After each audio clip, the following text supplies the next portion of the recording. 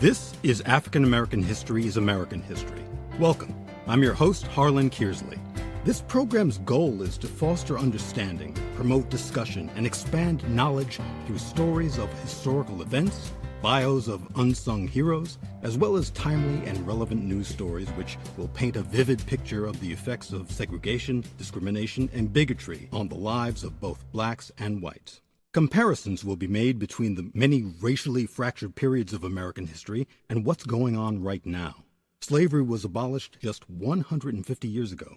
Jim Crow only 50 years ago. Yet stop and frisk, voter ID, stand your ground, income inequality, and a host of other current problems are proof that their detrimental effects continue to be felt, and that the struggle for equal rights for all must continue. And this nation, for all its hopes and all its boasts, will not be fully free until all its citizens are free. We preach freedom around the world, and we mean it. And we cherish our freedom here at home. But are we to say to the world, and much more importantly, to each other, that this is a land of the free, except for the Negroes, that we have no second-class citizens, except Negroes, that we have no class or caste system, no ghettos, no master race, except with respect to Negroes? Now the time has come for this nation to fulfill its promise. The events in Birmingham and elsewhere have so increased the cries for equality that no city or state or legislative body can prudently choose to ignore them. If you were black and lived in the southern states during the Jim Crow era, you quickly learned that the whole separate but equal doctrine was anything but. Services, public facilities, public accommodations, housing, medical care, education, employment, and transportation for African Americans were all vastly inferior to those of white people. According to a recent Pew Research poll, nearly 9 in 10 African Americans say discrimination still exists. Black unemployment has remained at twice the level of white unemployment since 1972. Nearly 6 in 10 African Americans still live in segregated neighborhoods.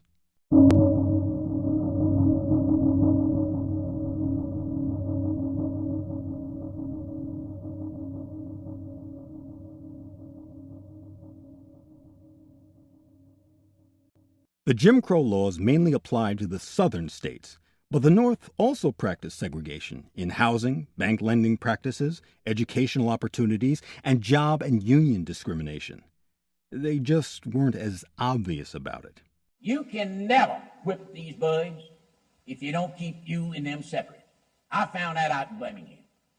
You've got to keep the white and the black separate. Jim Crow was a legal way for whites to maintain their sense of privilege and dominance over people of color. These laws were sternly put in place to separate blacks and whites from even the slightest amount of contact. My name is Barbara Pierce Cruz. I grew up in a working-class white neighborhood in Philadelphia in the early 60s. My elementary school was one of the first schools to experience busing. It never seemed like much of a big deal to us kids. I had white friends and I had black friends. But I later learned how controversial it was to the adults. I loved it. I got to be very good friends with many of the African-American girls who rode the bus with me. One year, we took a class trip to Washington, D.C. As little girls, we were very excited to be taking such a long trip. We were sitting on the bus, white and black together. We were chattering away without a care in the world. We were curious as to what we would see in the seat of our national government. About halfway to D.C., we stopped for a bathroom and snack break. To our surprise, we saw signs for white-only and colored-only bathrooms. Having never experienced this before, our little group of friends just ignored the signs and went to the bathroom. We were stopped by a worker. Yeah, now, you can't go in there. Why? Is it out of order? No, it ain't out of order. It's only for colored folks. Now, this gal here can go in, but you can't. But why? 'Cause that's the law. A law about who can go to the bathroom?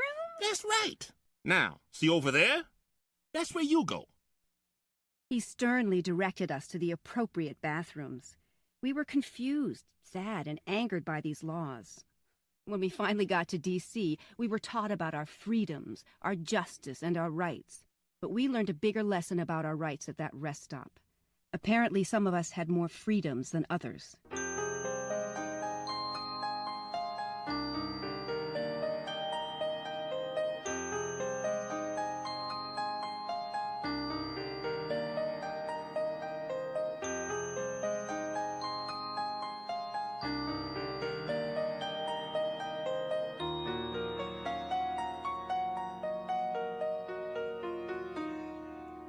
When I got home, I told my mother about our trip. I told her about what had happened at the rest stop. Looking back on it now, I guess I just kept pestering her with questions. Mom, why couldn't my black friends use the same bathroom as me? No answer, so I asked again. Mom, why couldn't my black friends use the same bathroom as me? Still no answer. She was embarrassed and quickly changed the subject. I had never seen that look of shame on my mother before. How could a white parent at that time truly justify the Jim Crow laws? How could they honestly tell their children that segregation was not only legal, but the right thing to do? How could they do that when it contradicts everything most students have learned about American freedom and democracy?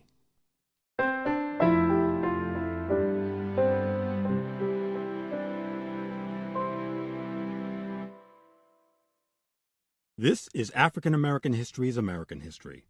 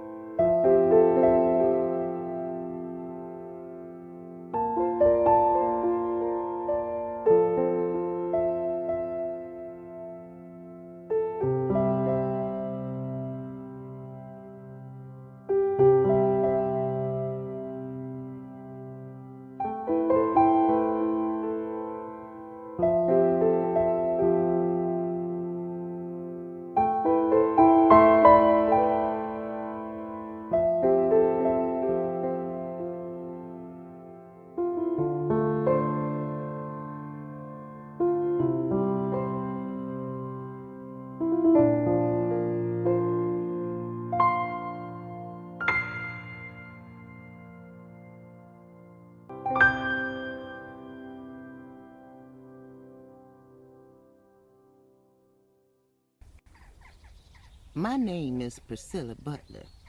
I was born in Escambia County, Alabama, in 1909 on the old Clinton plantation.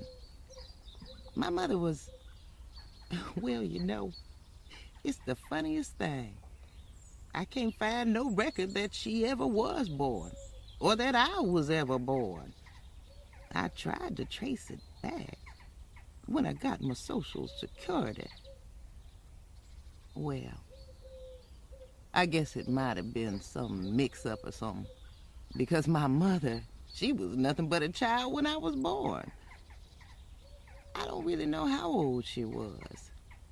See, everything I found out about her, I had to pick up in bits and pieces, you see, from what I heard and what my aunt told me when I was very small. I know that she would go wait on white people with new babies. She'd go wait on Miss whoever it was and send money back. Now, my mother felt it best that I be with my grandmother. I don't know why exactly, but it had to do with me being born out of wedlock and everyone knowing I was the child of one of those Clinton boys. They was the white people that owned the plantation. My mother never even told my aunt who my father was. I don't know why. We all didn't know for sure until my mother died. I was 9 years old then. Now, as I grew up, I noticed that there was a lot of mulattoes on that plantation, that the women's didn't dare accuse those Clinton boys. No, sir.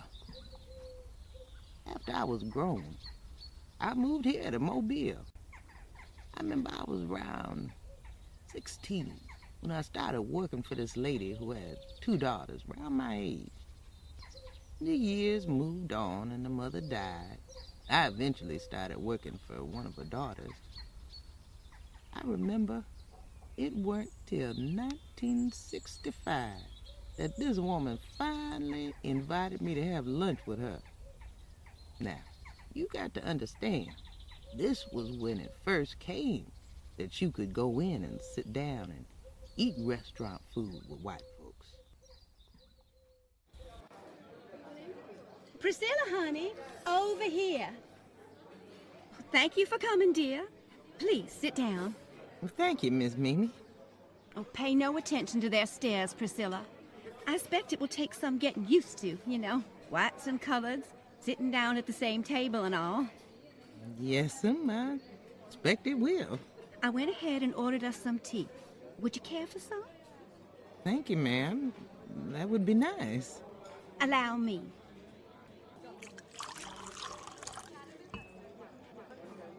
There you are. My, you know, this is the first time I've ever served tea to a Negro. I think it went rather well, don't you? You done real good, Miss Mimi. Why, thank you. Well, my dear, dear Priscilla, you're no doubt wondering why on earth I asked you to meet me here. Well, I simply wanted to let you know just how much we all love and respect you, dear Priscilla. Thank you. No, thank you. Why, you've been with us so long, I... Excuse me, Miss Mimi. Am I being let go? Let go? Oh, heavens, no. What would we ever do without you? As I was saying, you have been with us for so long. Why, we practically grew up together. You raised my babies from the time they first came into this world. Oh, my dear Priscilla, you are much more than simply a housekeeper. Much more. You know, I simply cannot remember a time when you were not a part of our family. Let you go, really, Priscilla. Oh, well, I thank you. Again, most kind. Oh, Piffle, I'm only telling the truth. And I think it is simply wonderful that your grandson, Roland... Robert. Robert, yes, simply wonderful that Robert is helping you with your duties. He's certainly growing up to be quite a young man. Yes, ma'am. He's been a mighty big help to his grandma. I sure care a whole heap for my Bobby. As I do for my granddaughter, Amy. Yeah, I expect so. They're about the same age, you know. Yes, ma'am. I reckon they are. Priscilla, let me come to the point. Are you aware that your grandson and my granddaughter have struck up, a friendship? Oh. Well, that's nice. Yes. I mean, no. I mean, apparently this has been going on for quite a while. Now, I don't believe that this is just a friendship. As a matter of fact, I have seen them on more than one occasion. Talking to each other. Now, once I even saw them laughing. Together. Laughing. Out loud. They's just children, Miss Mimi. Children tend to laugh a lot. They ain't learned to be miserable yet. Now, you see here, Priscilla, you and I sitting together in a restaurant is one thing. And I've always been for colored people sitting wherever they want to on the bus. I simply couldn't say so at the time on account of my standing in the community. You understand, but I... Miss Mimi, you ain't never ridden a bus in your life. You always said you wouldn't be caught dead riding a bus. Be that as it may, I have always felt that way. Why, I was for desegregation of our mass transportation system long before Reverend King and those free riders. Freedom riders, Miss Mimi. Oh, yes, of course. But anyway, Priscilla, this is different. Different? Yes. Oh, my goodness, Priscilla, you know it is. Miss Mimi, they were just talking. Just 2 children. Talking. And laughing. Don't forget that. And if they were still just children, I wouldn't even bring this up. But you know as well as I do, they are both growing up. Don't you see where this could lead if it's not stopped right away? These things have a way of escalating. Next thing you know, miscegenation. Do you know what that word means, Priscilla? Yes, Miss Mimi. I know what it means. It means... Race mixing. It means going against the word of God and race mixing. Now, Priscilla, I care about you, and Lord knows I have no hate in my heart whatsoever for your people. But I just couldn't have. I mean, I wouldn't want your grandson to... Oh, please don't hate me, but it's just... You already have them children married off and living together. It's 'cause they laughed? It's just wrong, and you know it. It's me. You think I'm gonna sit here and tell you how wrong you are, don't you? You think I'm gonna give you a big old speech like them civil rights protesters do, Well, guess what, Miss Mimi? We both feel the same way. You don't want them together, and I don't either. Well, I'm glad to hear you say that. I always said you were sensible. But I'm gonna tell you something, Miss Mimi. Now, I don't know if my grandson and your granddaughter feels more for each other than just friendship, or if you just blowing this thing up to be more than it is. But I am gonna tell you something. Priscilla, would you kindly lower your voice? You and your sister have told me quite a few times about your feelings about colored people. I listened to it, and I listened to it. And you know what? I don't enjoy hearing it. Never did. Priscilla, perhaps this is not the place to discuss it. But as long as I'm working for you, I guess I gotta take it. But I'm gonna tell you something.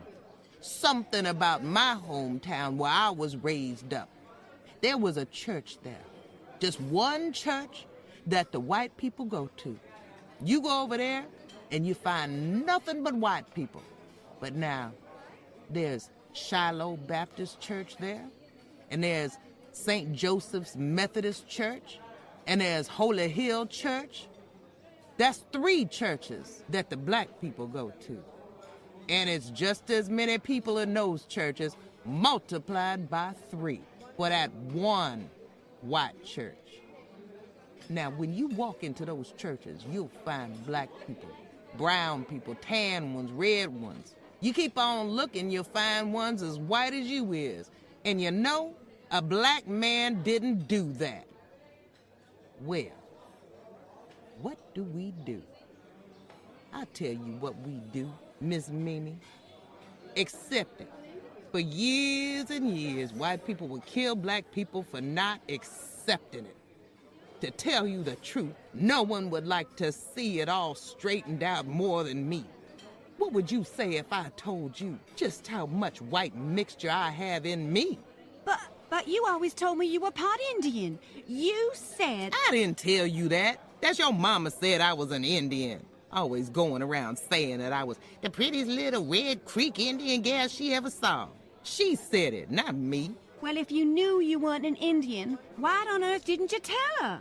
I had no reason to tell her what I was. Wasn't none of her business. And I knew she wouldn't have wanted to know I had a white father. So I just let her go on believing what she wanted to. My dear Lord. Thank you for the tea, Miss Mimi.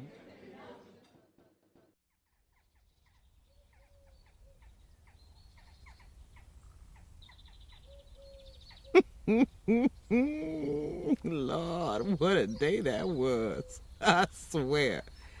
As white as Miss Mimi was, I do believe she turned a half a shade lighter. It was good to get that off my chest, though. Of course, I didn't stay working for Miss Mimi after that. No. She said that because of my racial deception, along with my unladylike outburst in the hotel dining room, which, of course, caused her some embarrassment in the community, she had no choice but to let me go. I guess having your black maid talk to you like that in public, what else could a high society white woman do? I don't think she'll ever live that down. But you know what? I don't care. I'm glad I said what I said. Now, As for my mother, I don't know what it was that caused the mingling up. I don't know if it was rape or lust or real affection between them. I don't know. Never talked to no one about it. And no one wanted to talk about such things. In my mother's case, I spent quite a lot of time, trying to know. But I just don't.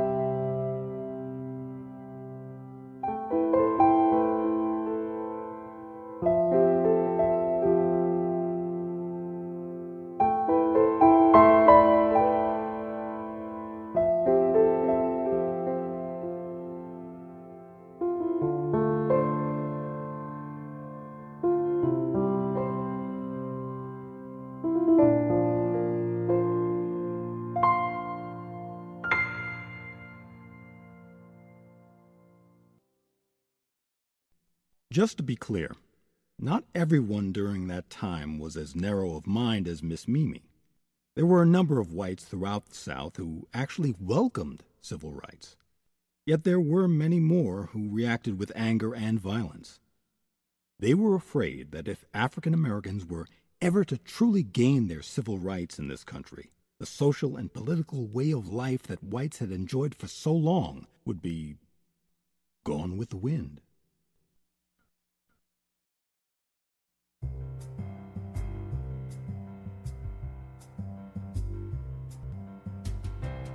This show was written and directed by Harlan Kearsley. The production coordinator is Patricia R. Floyd. The engineer is Abigail McHugh. The cast for this episode included Sarah Cushing Downs as Barbara Pierce Cruz and Miss Mimi, Robert G. McKay as the rest stop worker, and Patricia R. Floyd as Priscilla Butler. I'm Harlan Kearsley. On behalf of everyone here at African American History is American History, thank you for listening. And remember, none of us can truly embrace the future until we first confront the past.